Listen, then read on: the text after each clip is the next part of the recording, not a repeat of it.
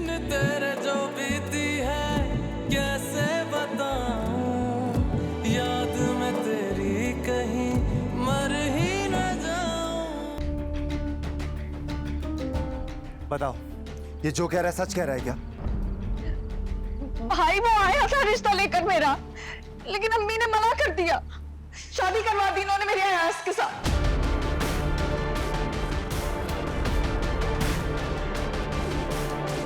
सब आपका कसूर है अम्मी।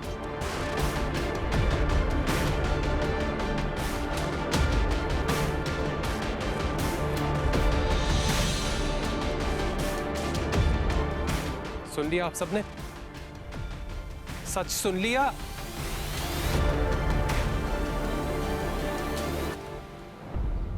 मसीद मैं अपने अब्बा की बेइज्जती नहीं करवाऊंगा यहाँ पर। चलिए बच्चे चलो।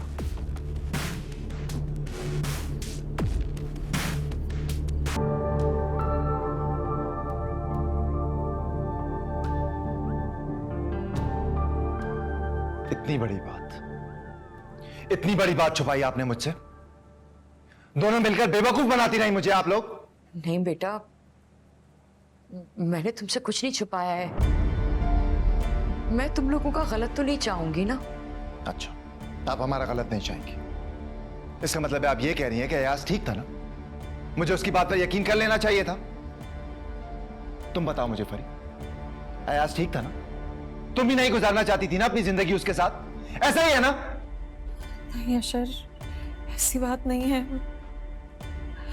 अयाज की माँ बहुत टेढ़ी औरत है। मैंने घर बसाने की बहुत कोशिश की, मेरा अल्लाह जानता। झूठ मत बोलो, सरासर झूठ बोल रही हो तुम। अगर ऐसा होता ना तो ये लड़का अयाज से झगड़कर थाने में नहीं बैठा होता। नहीं अशर, ऐसा बड़ी खुदा की कसम, तुमने एक बार और झूठ कहा ना, मैं अयाज को कॉल करके अभी यहां बुला लूंगा, और वो यहां पर आ गया ना तो तुम्हारे पास छुपाने को कुछ भी नहीं बचेगा। हाँ भी भाई ठीक कह रहे हैं आप, कोई भी बात छुपाने का कोई फायदा नहीं है। तुम मुझे जरा ये बताओ कि तुम्हें सब कुछ पता था और तुमने भी मुझे कुछ नहीं बताया। अलीजे, तुम देखती नहीं कि बड़े बात कर रहे हैं? बड़ों के बीच में बोलना जरूरी नहीं है। जाओ अपने कमरे में। इतनी छोटी नहीं है वो, और ना ही बेवकूफ है। या आपको इस घर में बेवकूफ सिर्फ मैं लगता हूं? नहीं नहीं बेटा, तौबा करो। मैं तुम्हें बेवकूफ क्यों समझूंगी? अच्छा, अगर ऐसा है तो मुझे ये बताइए कि उस लड़के में इतनी हिम्मत कैसे आई कि वो अपने बाप को लेकर यहां रिश्ता लेने आ गया? जानती थी ना आप उसको? बताइए, जानती थी ना आप?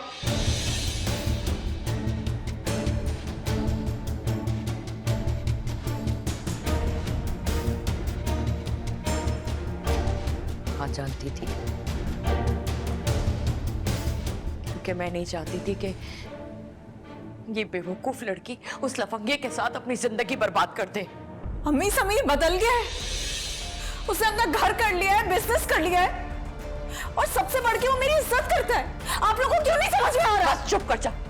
अशर, तुम इसकी बातों में मत आना। ये तो पागल बेवकूफ नादान है। इसको नहीं पता ये क्या कह रही है, क्या कर रही है। नहीं है वो बेवकूफ और नादान, और ना ही मैं बेवकूफ और नादान हूं। क्या समझ रखा है आपने? आप सब कुछ जानती थी। हम बात के रिश्ते का आपने ही कहा था। एक बार आपने सोचा कि इसका इंपैक्ट मुझ पर और सज्जल पर क्या पड़ेगा? इस सब की वजह से हमारी जिंदगी में कितनी तलखी हुई, क्या एक बार भी सोचा आपने? बेटा मैं तो अम्मी बस, इनफ। और कुछ नहीं सुनना मुझे। जो कुछ था ना सब सामने आ गया।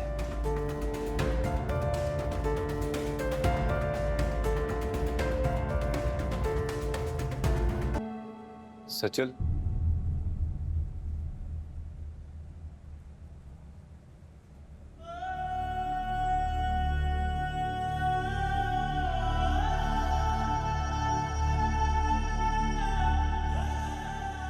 दरवाजा खुला था तो मैं अंदर आ गया। सॉरी अगर बुरा लगा है तो। हाँ, वो अम्मी पास वाले मेडिकल स्टोर तक गई हैं, बस आती ही होंगी। मैं ऑफिस जा रहा था, इनफैक्ट चला गया था। वहां कब बैठे बैठे कैसे यहां चला आया समझ नहीं आया मुझे। किस लिए? सजल, हमारे दरमियान हमारे दरमियान अब कुछ भी नहीं है। जो कुछ भी था वो खत्म हो चुका है, तुम्हारी मर्जी और ख्वाहिश पर। अब मेरे पास जो बचा है मैं उसे समेटने की कोशिश कर रही हूँ।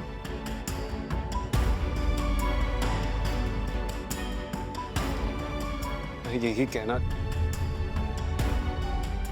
चाह रहा था कि सजल, ये जो टेंशन है तुम्हारी जिंदगी में, ये आहिस्ता आहिस्ता खत्म हो जाएगी। तुम परेशान नहीं हो। आपकी तसल्ली और दिलासे बहुत कीमती हैं, मैं संभाल कर रखूंगी। लेकिन यूं बार बार मेरे सामने आकर मेरे हौसले का मजाक मत उड़ाएं आप। मेरी जिंदगी इस वक्त बहुत मुश्किल दौर से गुजर रही है और मुझे किसी की भी मदद और दिलासे की जरूरत नहीं है।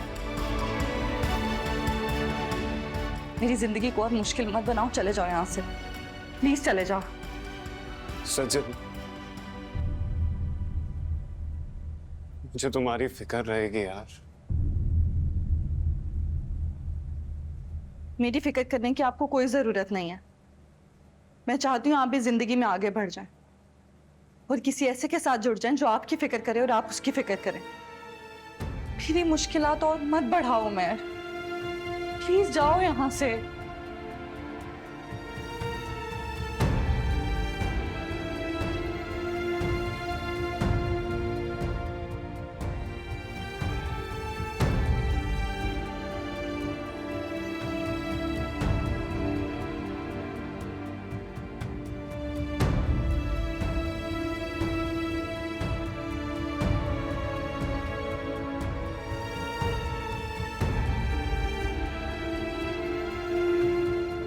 बिन तेरे जो बीती है कैसे बताऊं, याद में तेरी कहीं मर ही न जाऊं।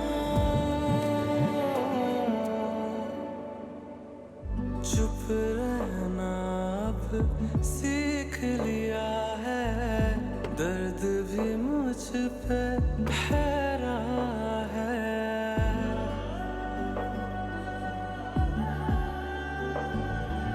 मेरी जात में बस उसकी कमी है।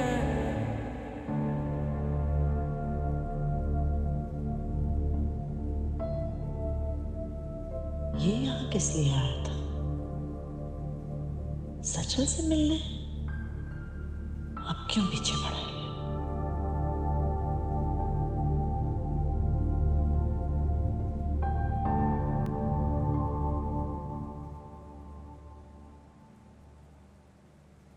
क्या हो गया आसिफ भाई? ऐसी भी क्या क़यामत आ गई कि कॉल पे कॉल किए जा रहे थे? मुझे तो लगा फौत हो गए हो तुम, अब मुझे जनाजे को कंधा देने के लिए बुला रहे हो। मैंने नहीं बुलाया। अगर अभी भी तुम नहीं आते ना तो बहुत सारे कंधे चाहिए होते शाम तक तुम्हें कब्रिस्तान लेकर जाने के लिए। फरहीन, क्या हो गया?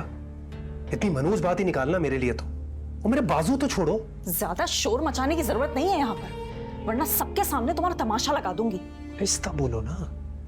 अच्छा हुआ क्या है? इतने गुस्से में क्यों? मैं गुस्से में क्यों? मेरे हाथ टूट गए तुम्हें कॉल कर करके, मैसेज कर करके, लेकिन नहीं, तुम्हें तो ना मुझे कॉल बैक करने की जहमत होती है, ना मुझसे बात करने की जहमत होती है, और ऊपर से मुझसे ही पूछो कि गुस्सा क्यों हूं मैं। और उसका क्या? जो तुम्हारे घर वालों ने मेरे और मेरी वालिद की बेइज्जती की, उसका कुछ नहीं? ओहो, किसने कहा था कि अपने बाप को मेरे घर लेकर आओ? समीर, मैंने तुम्हें कहा था ना थोड़ा सब्र कर लो। अशर चला जाता, मैं सब कुछ सेटिंग कर तो रही थी, कुछ ना कुछ हो जाता, लेकिन नहीं, तुम्हें तो अपनी जल्दबाजी पड़ी हुई थी बस। मैंने कभी भी अशर को इतना शदीद गुस्से में नहीं देखा इससे पहले। 3 साल हो गए मुझे तुम्हारा इंतजार करते हुए, तुम्हारे पीछे ख्वार होते हुए। तुम क्या कर रही हो? सिर्फ मुझे इंतजार करने का लॉलीपॉप देकर बहलाई जा रही हो, बस, और कुछ नहीं। अरे मैं भी शादी करना चाहता हूँ यार, मैं भी चाहता हूँ मेरा अपना घर हो। कब तक भाई भाभी की यहाँ रोटी खाऊंगा मैं? चाहता हूँ हमारी शादी हो जाए, तुम दिल से मेरे लिए खाना बनाओ, हम साथ में बैठ के खाएं। अब ये ख्वाहिश करना क्या गुनाह है? क्या ऐसे ही देखती रहोगी? जवाब दो ना। आज से तुम्हारा इंतजार खत्म।